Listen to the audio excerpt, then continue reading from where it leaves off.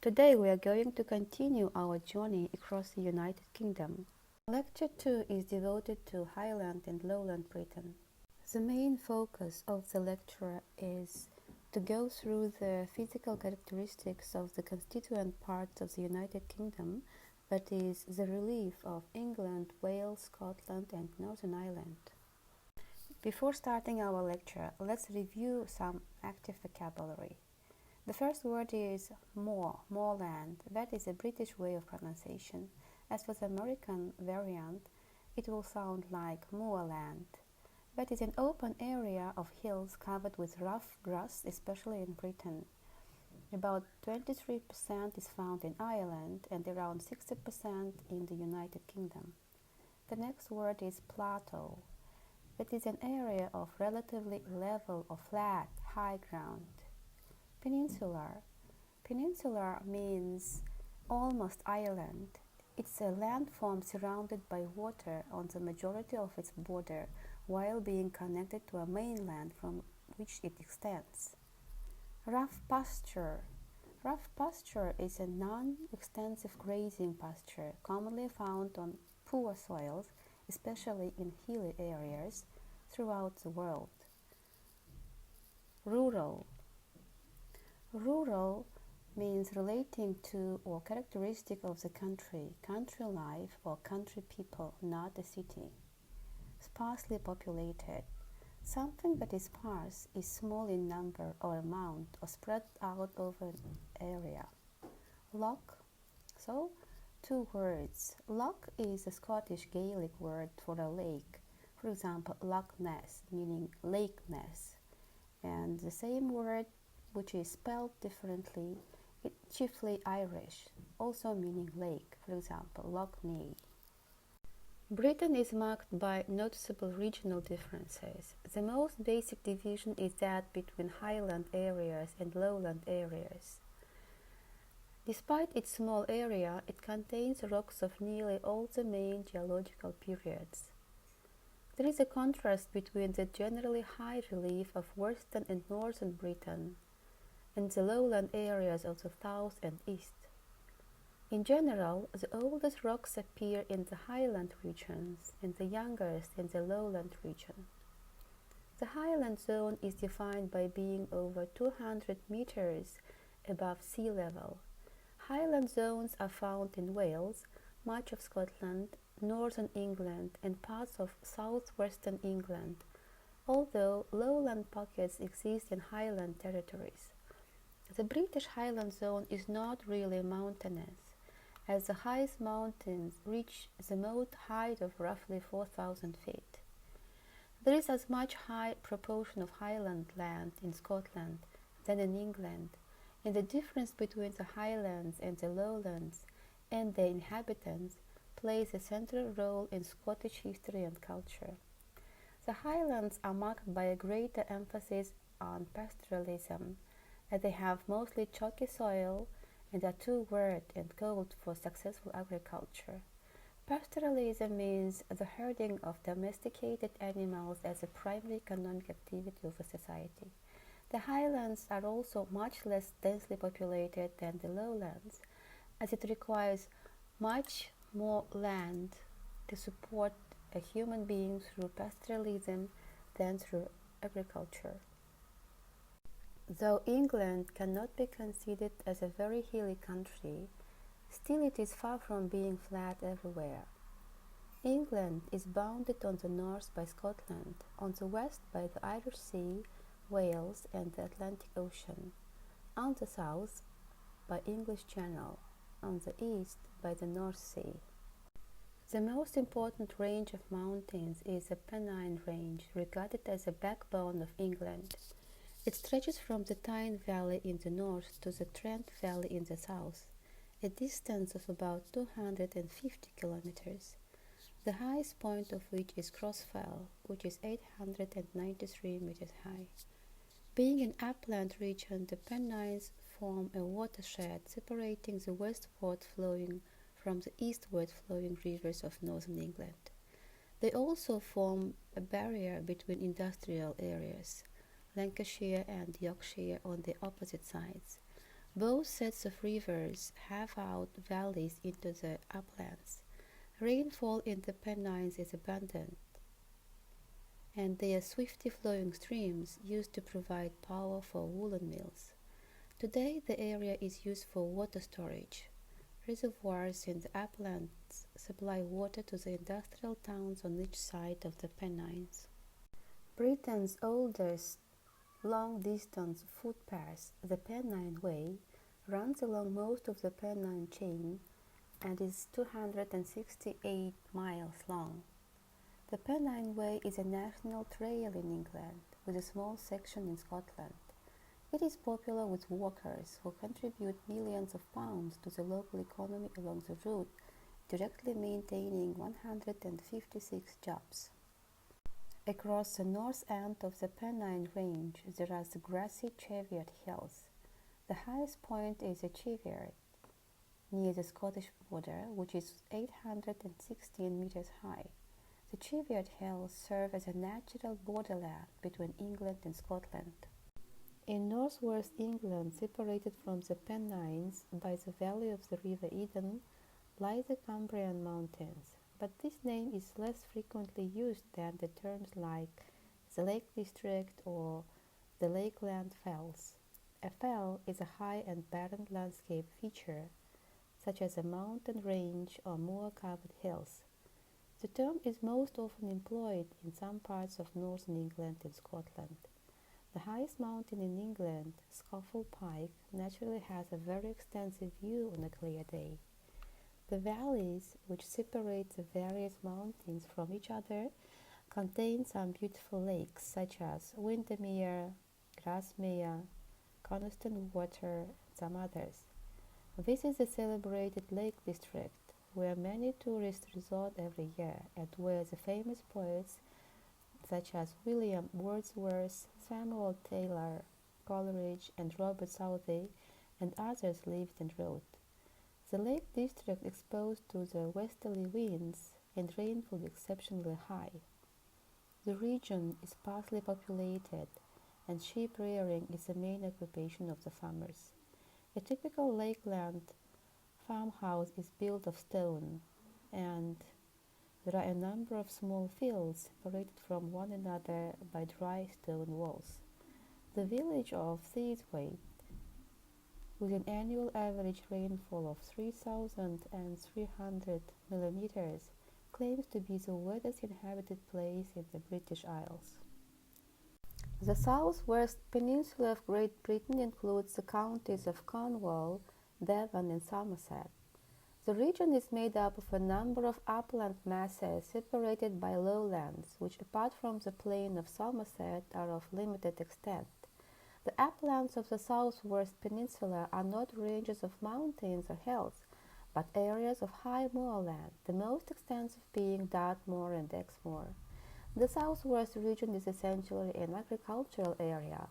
The areas of best soil occur around the southern borders of Dartmoor, in northern Devon and in the Vale of Taunton. On the lower land between the moors, both in Cornwall and Devon, are fertile river valleys. The westernmost point of the English mainland is Land's End, a mass of granite cliffs which plunge with a dramatic steepness into the sea. The most southerly point of Great Britain is Lizard Point, a mass of serpentine, greenish metamorphic rock, which people living in the neighborhood carve and polish into attractive ornaments. The southwest peninsula presents numerous attractions for the holidaymakers and the artists, and tourism is one of the most important activities of the region. Wales is the largest of the peninsulas on the western side of Britain. Wales is generally a mountainous country on the western side of central southern Great Britain. It is about 170 miles north-south. The size of Wales is about 20,779 square kilometers. Wales is bordered by England to the east and by sea in all other directions. The Irish Sea to the north and west, St. George's Channel and the Celtic Sea to the southwest, and the Bristol Channel to the south.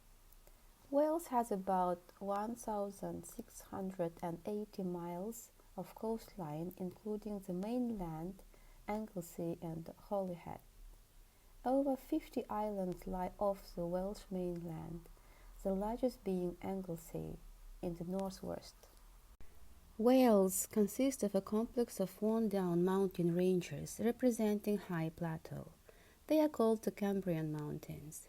The highest and most glaciated area occurs in the north, especially around Snowdon. Snowdon is the highest peak in Wales.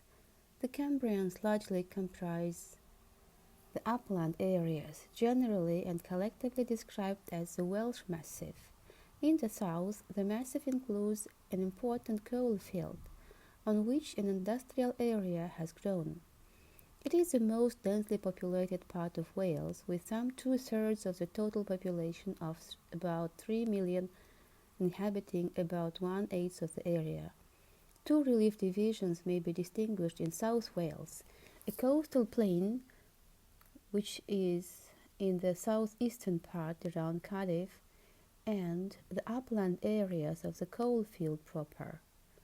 Much of the remainder of Wales consists of bare rock, barren moorland and rough pasture, with only a few people to the square kilometre.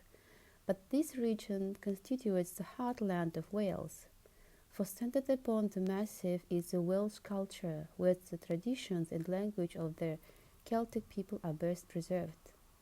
In the upland areas, sheep are the basis of the rural economy, and the low-lying parts near the coast and in the valley bottoms, dairy farming predominates. Scotland is the second largest of the constituent nations of the United Kingdom. It has a 96-mile border with England to the south, and is separated from Northern Ireland by the North Channel of the Irish Sea.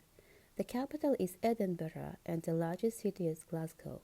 Scotland is surrounded by the bracing waters of the North Sea to the east and the North Atlantic Ocean to the west and north. There are over 700 islands, mostly in groups to the west, the Inner Hebrides and Outer Hebrides, and the north, Orkney Islands and Shetland Islands. Scotland is a beautiful country, well known for its dramatic scenery of mountains and valleys, rolling hills, green fields and forests, and rugged coastline. While everyone knows the Highlands for these, Scotland is beautiful in the Lowlands, islands and flatlands of northeast as well. Scotland may be divided into three major physical regions: the Highlands, the southern uplands, and the central lowlands. The Scottish Highlands lie west of a line from Aberdeen to the mouth of the Clyde. They form the most extensive and the most sparsely populated of the three regions. Climatically, the region has some of the most severe weather experienced in Britain. The highly dissected nature of the landscape means that there are considerable local variations in climate over quite small distances, and these variations are important. The Highlands comprise 47% of the land area of Scotland.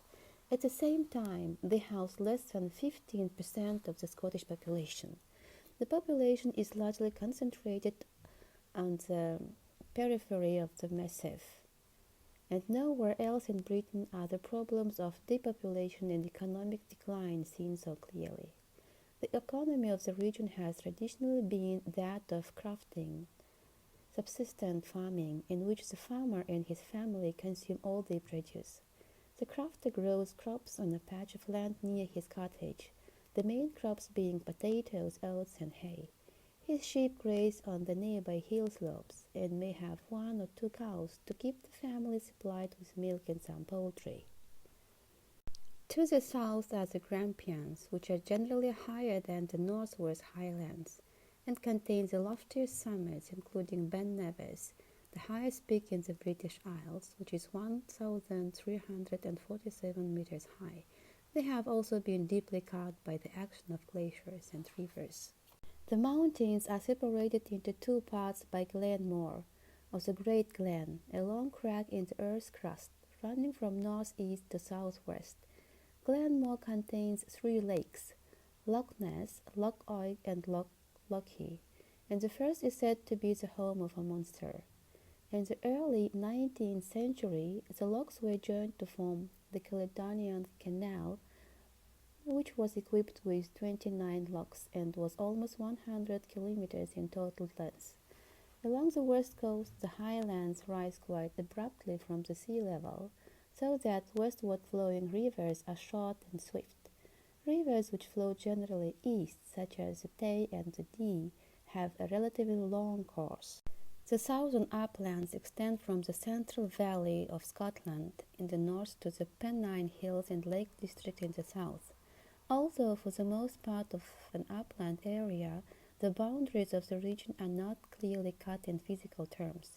The Cheviot Hills, composed largely of volcanic rocks, mark the central part of the boundary between England and Scotland. Upland areas extend in the Central Valley, just as the Cheviot merge into the Pennines, and the lowlands on both east and west coasts merge into the lowlands of Northumbria and those that surround the dome of the Lake District. The present-day economy of the region is dominated by agriculture. The region is clearly divided between the sheep pastures of the uplands and the more diversified farming areas of the lowlands. Sheep have been grazed on the uplands for the past 6 centuries, and had local breeds such as Cheviots and Blackface have been developed, which can withstand the snows of winter and produce excellent mutton as well as wool. Throughout the uplands, population distribution is sparse and limited to isolated farmsteads and occasional villages and towns, usually clustered in the valleys on the periphery of the uplands. Particularly in Galloway, the name is given to the dales and lowlands of the southwest and in the Tweeds Basin.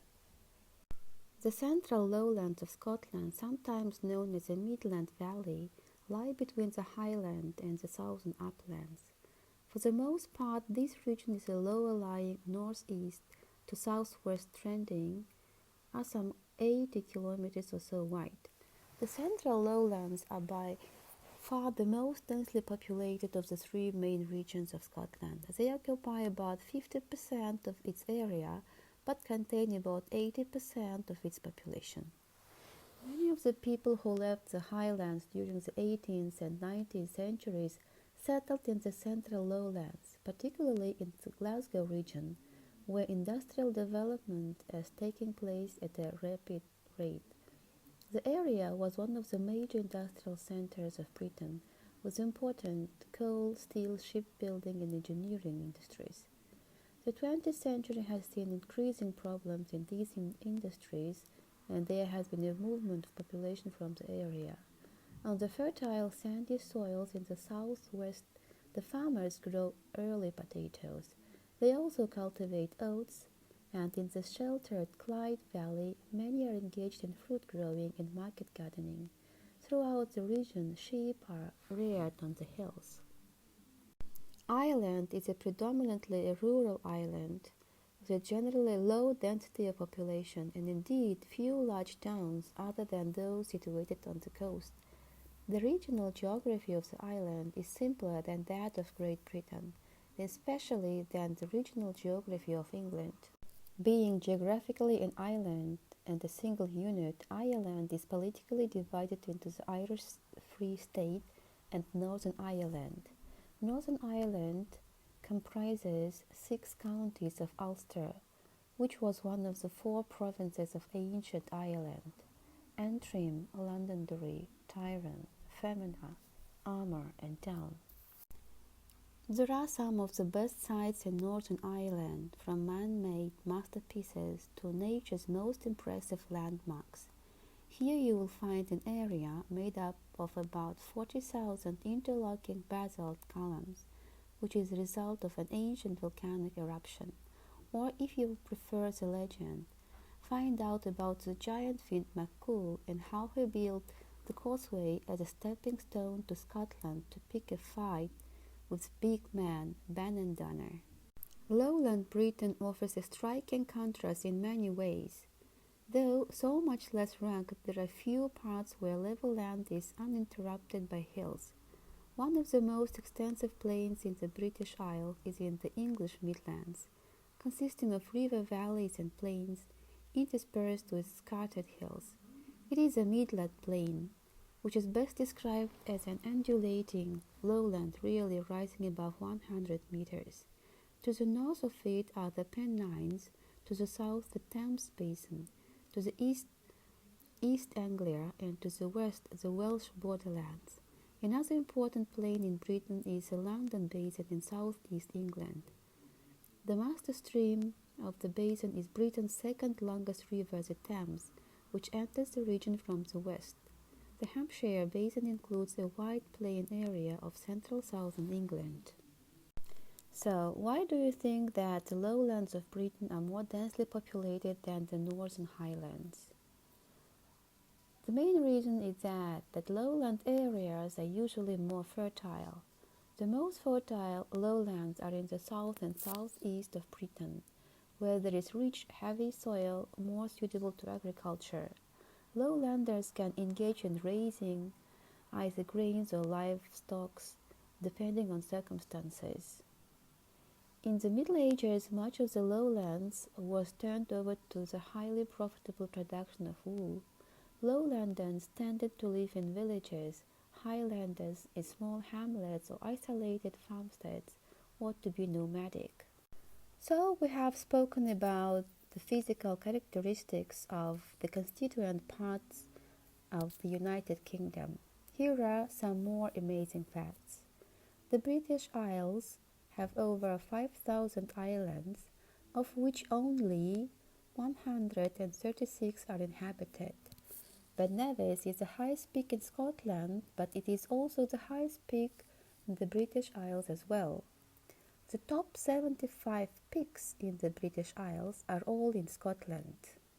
Snowdon is the highest peak in Wales. It is the second highest peak in the British Isles. Besides, there are some more questions for you to be discussed. Be ready to discuss them during your seminar hours.